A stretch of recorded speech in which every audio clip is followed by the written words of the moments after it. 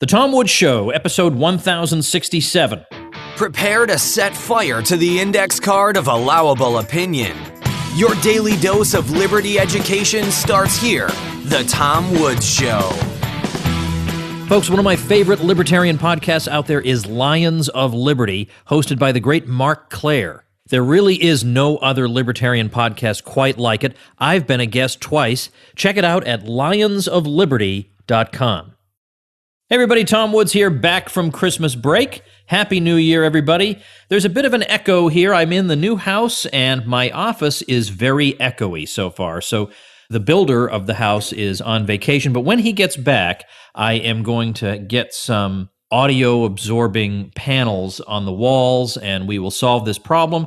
But as the conversation with Scott Horton goes on today, it gets better because I discovered that if I put a large winter coat over the microphone and me, it cuts down on the echo. Of course, it also cuts down on my dignity, but there's nothing I will not do for my listening audience. So that's what's going on with the audio. But anyway, Scott Horton is here. You all know Scott is a great foreign policy expert. The Scott Horton Show is a must listen. Check him out at scotthorton.org. He is executive director of the Libertarian Institute over at libertarianinstitute.org.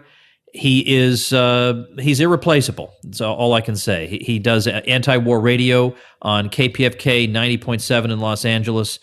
He's a dynamo. He's the author of Fool's Errand: Time to End the War in Afghanistan, a tremendous book I cannot recommend more highly. And I wanted to talk to him today about the prospect of peace breaking out in the Middle East, according to a column by Patrick Cockburn that I'll link on the show notes page. Scott, welcome back.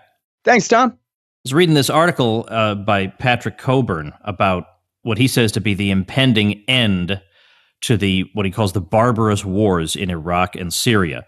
And he says I'm reading this from the column, he says, I spent most of the last year reporting two sieges, Mosul in Iraq and Raqqa in Syria, which finally ended with the decisive defeat of ISIS. This was the most important event in the Middle East in 2017, though people are already beginning to forget how dangerous the ISIS caliphate was at the height of its power and even in its decline. Not so long ago, its emirs ruled an area in western Iraq and eastern Syria which was the size of Great Britain, and ISIS-inspired or organized terrorists dominated the news every few months by carrying out atrocities from Manchester to Kabul and Berlin to the Sahara.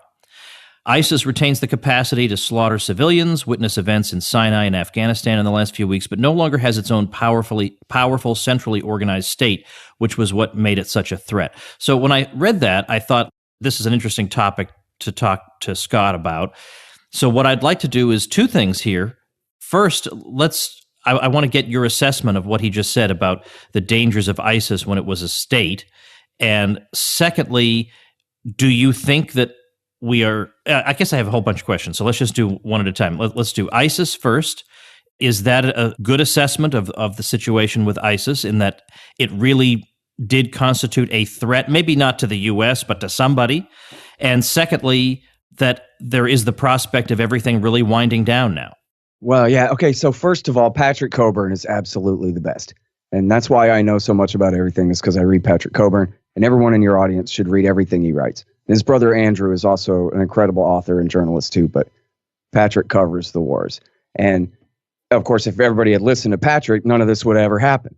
He was on my show and in the Independent writing for years, warning that Barack Obama's support for the jihad in Syria was leading to, already it was re-energizing the Sunni-based insurgency in Iraq.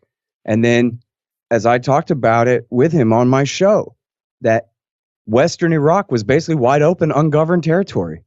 And the Al-Qaeda in Iraq group had started calling themselves the Islamic State of Iraq as far back as 2006. So luckily, the Iraqi tribal Sunni leaders had crushed them and marginalized them. But then Barack Obama came and took their side in Syria. And so it was so obvious. And if you go back and check the archives in the run-up for a year before the creation of the caliphate, Patrick Cockburn is on my show, and every Al-Qaeda expert I could get on the show to talk about this, as we covered, what was going to happen. And we know now from the DIA report from 2012 that they knew this was going to happen too, that this was a major danger, that ISIS would not just seize control of eastern Syria, but they could seize control of western Iraq as well, which is exactly what happened. So then Barack Obama had to turn around and go, oh, gee, I don't know how in the world that happened. So now I have to take the side of the Iraqi Shia again and the Kurds again in order to crush them, which, as Patrick Coburn is explaining here, took 3 years from 2014 through 17. And then finally they did crush them as a state. Now, to the second question and third question, or the first, whichever order, I think they might be more dangerous now. There's still at least thousands of these guys, and Lord knows thousands of them have been killed. Maybe tens of thousands of them have been killed, but there's still thousands of these guys. And because they were the moderate, wonderful, good guy rebels for years, the U.S. and I'm not sure, there are at least dozens of Americans who have gone to fight in the jihad in Syria, and I don't know where they are now. Maybe some of them have come home, and there are thousands of Europeans who have gone to fight and who have passports and who can get back into Europe now. And so they may be much more dangerous as future sleeper cells. They don't even have to be literally sleeper cells. They could just come home and then decide in a couple of years that I want to go back to the fight, and here I am in Belgium, so I'll just go back to the fight right here. This kind of thing. These are, now battle-hardened, really traitors to the West, right? They're fighting on the side of Al-Qaeda, but all our governments are traitors to the West too. So they have been supporting these guys. So I think Patrick may be wrong about that. I love reading an optimistic Patrick Coburn article, but I'm terrified that there are thousands of these guys who are now, this is just like at the end of the 1980s and the end of the war in Afghanistan. Well, what's going to happen to all the jihadis when they come home? Well, they create Al-Qaeda. And then after Iraq War II, what's going to happen to all the jihadis when they come home? Well, they're going to go to a war in Libya and Syria, and America's going to take their side and lead to this crisis. And now, so what happens when the Islamic State is crushed in Iraq and Syria? I don't know, but they're going home to wherever they came from, and there's more of them now than ever. I mean, there were, at the height of the Islamic State, maybe 30,000 of these guys, or 40,000. Patrick Coburn, in fact, said even more. He was like, look, actually, at the height of their power, they're actually winning fights in this area, this area, this area, this area. And he was agreeing with the Kurds that they had at least 100,000 fighters at one point. Now, that doesn't mean all terrorists who'd be willing to go and wage war against the West forever, this kind of thing. But what's the remainder on that? What's the margin on that of future terrorists? And then, so as far as the war in Iraq and Syria winding down, I hope he's really right about that. I mean, it seems absolutely, well, not absolutely. It seems very clear to me that Donald Trump has canceled CIA support for the terrorists in Syria. Round of applause, everybody. Dub that in there. And so he is out of the way, or is trying to stay out of the way of the Russians, the Syrians, and the Iranians, and Hezbollah killing off the last of the al-Nusra Front terrorists in the Idlib province, for example. But at the same time, the military wants to occupy eastern Syria and back Kurdish separatists there in the creation of the separate Rojava state. So that could lead to a whole new crisis with Damascus. And at the same time, I mean, the Kurds have already lost Kirkuk, but there are those in America and in Israel who would like to see the Kurds control Kirkuk and split off from Baghdad, which would lead to a war with Baghdad. So, but that's possible coming up. Wow. Okay, so that really is quite different from where I'm reading in this column. I'll link to this column on the show notes page. I guess that's episode 1067. So tomwoods.com/1067. He says, just continuing on, there's a good chance the period of wars and emergencies that have battered Iraq for the last 40 years are coming to an end. There is no homegrown insurgency powered by foreign states in the offing. So he's just speaking here about Iraq specifically. Mm-hmm. Beyond its borders, the northern tier of the Middle East between Iran and the Mediterranean, stretching through Iraq, Syria, and Lebanon, appears to be stabilizing. Mm-hmm. Anything to that? Yeah, I think overall that's probably right. Again, we're talking, the Islamic State is gone. I mean, they were rousted out over the last 3 years. They were rousted out of Fallujah, Tikrit, Ramadi, Mosul, and now Raqqa in eastern Syria as well, which was their capital. So, in other words, the Sunnis of western Iraq have been crushed again. But I think it's still a real open question as to what happens to them. Petraeus basically bribed them to stop fighting the Americans, and on the promise that we're going to integrate you into the patronage system. so that you get your share of the oil money and you get jobs in the police and the security services and all that. But none of that ever happened. And the Maliki government, the Shiite supermajority Dawa party government that George W. Bush put in power there, they told the Sunnis, hey, we got Baghdad. Thanks to the Army and the Marine Corps, we got Baghdad, so you guys can go burn in the sun. And like I was saying, they just left Sunnistan as an ungoverned space, basically, ripe for the taking by the Islamic State when they rolled in there. So now that the Shia forces, with the help of the United States, have crushed the Sunni insurgency again in Iraq War III, what's to become of them? They're just going to have Shiite overlords sent from Baghdad up there to rule over them in Mosul and Ramadi and Fallujah? I don't think so. They're going to have to come to some kind of agreement, or we're going to go back to, 2012 level violence, I guess, or, 2011 level violence, where there's a constant, slow, roiling Sunni insurgency that has, really nowhere to go, right? So if Baghdad doesn't want to cut them in, they're going to have nothing left to do except fight. And by the way, this is another thing Barack Obama did. Everybody always says, oh, boo-hoo, Barack Obama pulled the troops out of Iraq, and that's why ISIS took over. Never mind the fact that he was on the side of the jihad in Syria, and that's what really happened. And it is sort of true, right, that if you'd had 50,000 American troops there, they might have been able to stop the march on Mosul. But I'm just saying that's kind of beside the point, and it's begging the question, because, why was the Islamic State even a threat to roll into Mosul in the first place, right? And part of the answer to that is in the election of 2010, Alawi and his party won, and they had the right to try to form the first government in the parliament. And Obama and the Iranians and George W. Bush did the same thing previously, made a deal with the Iranians that no, we'll keep Maliki. And so Maliki's attitude was, as I said, Sunnis burn in the sun. Well, who was Alawi? Alawi was a Shiite, but he was a Ba'athist, a former Ba'athist, and member of Saddam's government. He had worked for the CIA, and you might remember in 2003, he was the first, in 2004, he was the first sock puppet prime minister after Paul Bremer left town in Iraq War II.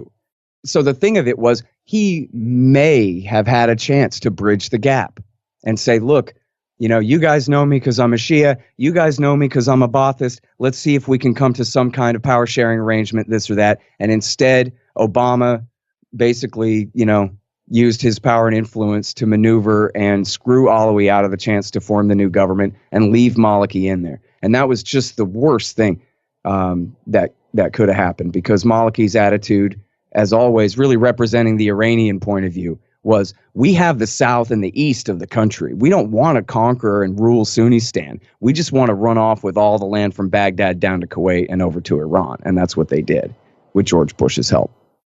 I got some stuff I want to ask you about Iran. As it turns out, we'll do that after we thank our sponsor.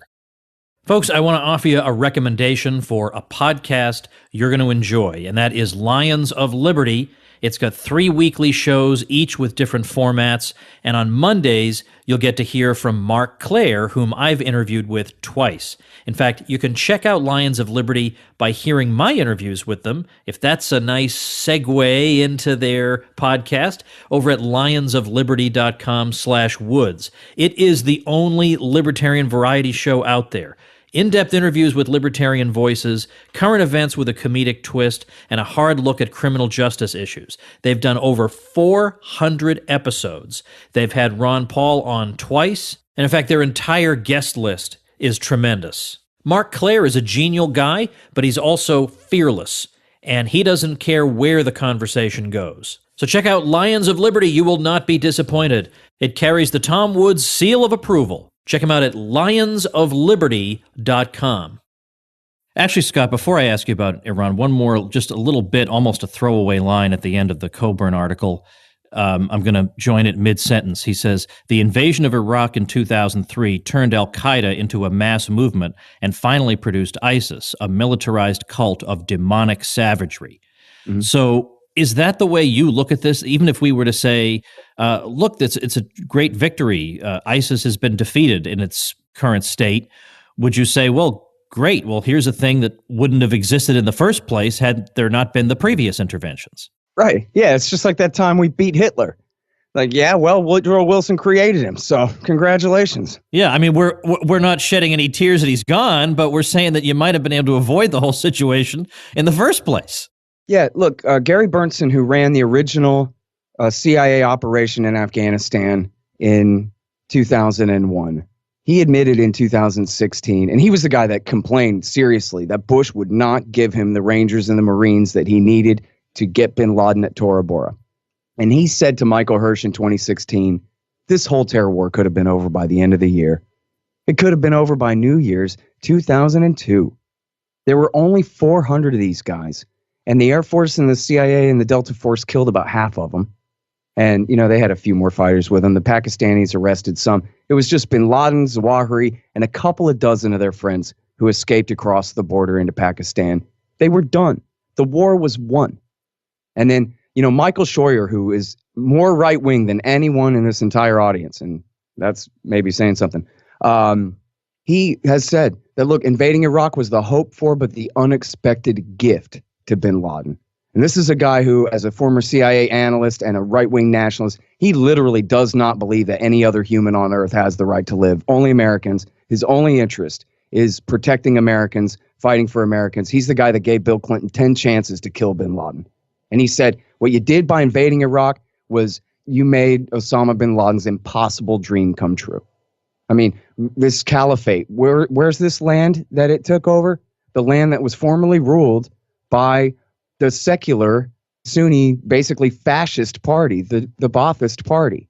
Saddam Hussein worshipped only himself, shaved his chin every morning, wore a beret like a Frenchman. And America turned all of Western Iraq into Chaosistan, into Jihadistan. And then, like I say, it was such a brilliant stroke of luck that the Sunni Arab tribal leaders, by 2006 and 2007, they were sick to death of the Al-Qaeda guys, and they marginalized them badly, killed them, and just there were very few left. And that was just the luckiest thing in the world. George W. Bush turns Western Iraq into Jihadistan, but then the local Sunnis go ahead and quash that. But then Obama comes and takes their side in Syria. My God. And then it's just been the slowest motion train wreck since 2011. I mean, your guys and my guys. Phil Giraldi and Eric Margolyes and Pepe Escobar and all these guys, they were saying in 2011 what was going on. Eric Margolyes went to France in the summer of 2011. He came back. He said, French special forces are helping the terrorists on the ground in Syria right now. And he knows really powerful people there in the military and in the diplomatic corps. And so we've known this was going on this whole time.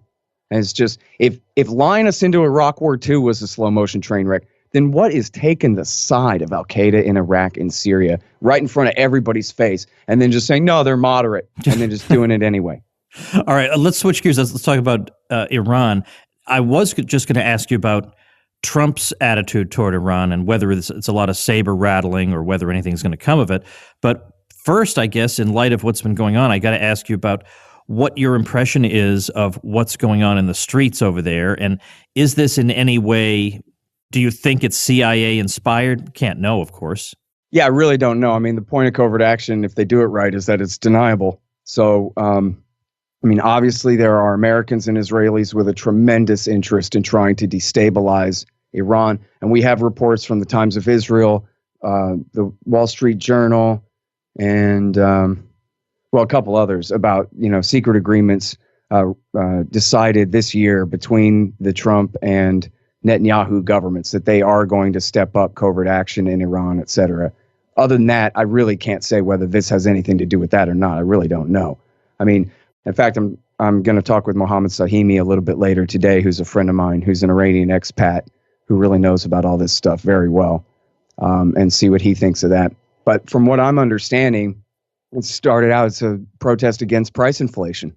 And because the Iranian government, like every government on earth, only knows how to print money. And so they print money.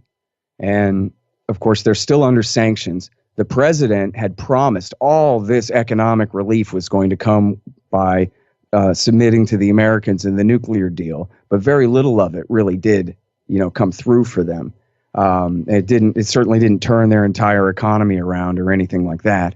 And so the hardliners, the right-wing religious nuts were the ones, well, I don't know, nuts, but the powerful ones encouraged the protests at first because they were against the more moderate president.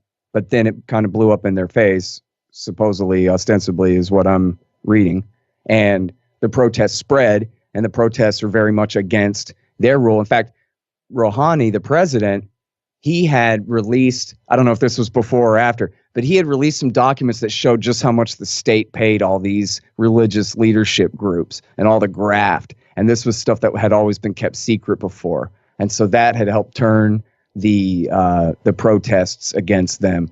So now what's interesting, right, is watching all of the worst Zionists who would love to see Israel and America carpet bomb all of Iran with H-bombs every day, all of a sudden are the people who love and care about the people of Iran the most. Oh, we stand with the lady protesters of Iran and all of this stuff. Yeah, when we're not starving them to death with crippling sanctions and virtually outlawing the importation of chemotherapy medicine for their cancer that they're dying of. Other than that, oh, we love them just to death. And they glom onto it, latch onto it, and just pretend, unless they know something I don't know, they just pretend to believe that, oh, see, revolution is imminent, right? Yeah, just like every time there was a Tea Party protest against Obama, it signaled the virtual end of the American constitutional system and revolution. Remember that? I mean, why would we believe that? That some protests equal revolution. And even if they clamp down violently, we saw it happen in 2009, they clamped down violently, they won. They're a state government. They have a massive army if it comes down to it. I mean, I don't know how massive, but certainly big enough to handle internal security needs. I don't think they're going to get a 53 revolution here. But of course, from the point of view of the anti-Iran hawks, if they can even help provoke a reaction against the protesters, a violent reaction by the government, then that's just another further notch on the path to regime change. And an excuse to then, bring up this as like a side issue of why to end the nuclear deal, which Trump apparently already wants to do. Right. Yeah. So that's make matters worse. Let's have that be our last issue, so that, because I know we both have to run after all my computer and audio issues this morning. Welcome to 2018. But I did want to get your take on where things stand between the U.S. and Iran right now. This is clearly an area where Trump is much worse than Obama. But on the other hand, maybe it stays rhetorical, as it did with George W. Bush. Yeah, well, we sure hope so. I mean, the problem is even George W. Bush knew a lot more about what was going on over there than Trump. I mean, at some point anyway, he figured out a little bit more of this and started telling Cheney no, and told Ehud Olmert, who was the prime minister of Israel then, no, we're not doing this.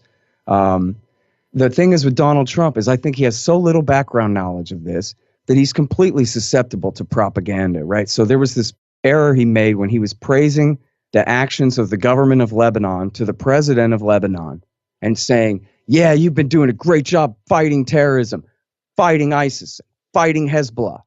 But it was Hezbollah that's part of the coalition government of Lebanon that had fought and defeated ISIS and driven them out. So he just has no idea what the hell he's talking about. So if 500 Likudniks in a row say to him, Iran is the leader of terrorism in the world, it's like a magic incantation or whatever. It doesn't matter that it's not true. It doesn't matter that Hezbollah is not a terrorist group. It's a mini state. It's like a state government in the Lebanon confessional system, basically. And they're the avowed enemies of ISIS. They just helped us. We just helped them defeat ISIS in Iraq War III. As where this discussion started, we are fighting on their side again in Iraq. So if the Quds Force killing ISIS is terrorism, then the U.S. Air Force killing ISIS is terrorism, and terrorism doesn't mean anything anymore. Iran is not an enemy of the United States.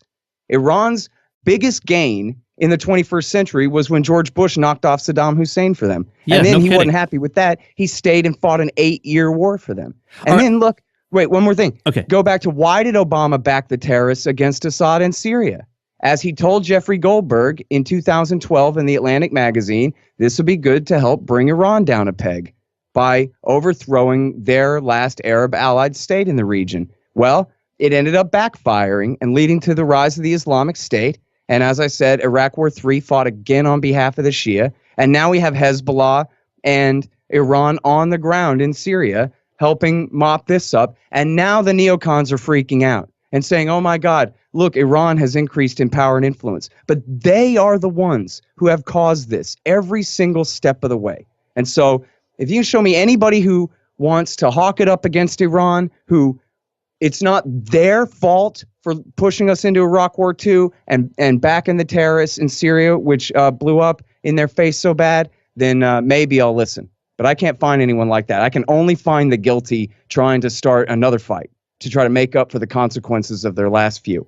Scott, give me just 60 seconds on the claim that Iran is the biggest state sponsor of terrorism in the world. Is this just a question of how you define terrorism? Because wouldn't you think conniving at the situation in Yemen would, by a rational definition, constitute terrorism? Well, I mean, if you mean that they are supposedly backing the Houthis, no. My point is that the U.S. has connived at that, but they're not called terrorists for it. Well, so to some degree, it depends on how you define it. That's right. Yeah, as Bill Clinton once said, terror means killing and robbery and murder that is not sanctioned by a government. Yeah. Right, exactly. I even made a bumper sticker out of that. Was so just out of the mouths of criminals kind of thing. Yeah. But yeah, no, look, it's just a lie, right? It's just a slogan. It doesn't mean anything. The greatest state sponsors of terrorism in the world are the USA and Saudi Arabia. And then behind us, there's Israel, Turkey, and Qatar. Don't say us. It's not us. Well, it's those bastards. Yeah. Yeah. I mean, if you look at what's gone on in Syria all this time in backing the al-Nusra Front, and then which ended up leading to the rise of the Islamic State after they broke off from Al-Qaeda there. That was America and our allies that did that. And then we ended up, as I said, we had to ally with Iran in order to defeat them once it blew back too big in our face with the actual creation of the caliphate. So, but otherwise, we fight for their allies, the Hazaras in Afghanistan, as we have since 2001. Our support for Saleh in Yemen for years led to him taking that support and using that to pick a fight with the Houthis. He launched and lost 4 wars against them, making them more and more powerful all this time. And they're the Shiite faction there that's at least friendly with Iran. I've never seen any evidence that Iran's ever given them any weapons at all. It was Obama that armed and trained all the army that's now under their control there. So, anywhere where Iran's made a gain, it's not because of terrorism. It's because of George W. Bush and Barack Obama doing things for them and doing things against them that backfire. But if there's some, grand Iranian plan to create some Shiite crescent empire in the Middle East, I think it's purely in the imagination of the Americans who are responsible for creating it. And see it then as it can't be their fault. The guys from JINSA and AEI, I don't know what you're talking about. Iraq War II, never heard of it. So it must be that, the Ayatollah is trying to take over the world or whatever. But that's just the same as everything. We know that America is the world empire, not Iran. Iran's threat to America is that they're independent from us. They're not an aggressive threat against us or any of our friends. All right, Scott, I'm going to let you get rolling, but everybody check out Scott's book, Fool's Errand, which I told you about at the beginning of this episode. Book of the year by far for 2017. Got to read that thing. He's got a site for it, foolserrand.us. Check out the by the way, Yeah. If this gets out in time, I don't know if it'll be out in time, but tell them anyway. All right, yeah, in case this is out in time, I'm basically doing a course, a presentation thingamajig tonight for Renegade University. Tonight being January 3rd, 2018, just for everybody listening. Right, Wednesday the 3rd, and it's at 8:30 Eastern Time, 5:30 Pacific. Afghanistan, America's longest foreign war. How do they get there? ThaddeusRussell.com/courses. Awesome. Okay, everybody, check that out as well. We'll have all the links for Scott, whom you should be donating to, by the way, over at tomwoods.com/1067. Scott's a friend of mine. I still send him money. There's no awkwardness there. It's that he's doing really important work and he deserves to be supported. And I hope you guys will agree with me. It will have all the links, scotthorton.org, everything Libertarian Institute will all be up at tomwoods.com/1067. Scott, you can get rolling now. Thanks so much for your time. Thank you very much, my friend. All right, everybody, that's going to do it for today. I'm in a bit of haste. I had to really struggle with getting started again with the computer issues and audio and echo and being under winter coats and everything else, so I got to run. But we are back here for 2018. Thanks for helping me spread the word about the program by sharing the episodes on social media, letting your friends know about it. Don't hide the Tom Woods Show under a bushel. Just let it be a light for the whole world to see. All right. Thanks so much for listening, everybody. See you tomorrow. Become a smarter libertarian in just 30 minutes a day. Visit TomWoods.com to subscribe to the show for free, and we'll see you next time.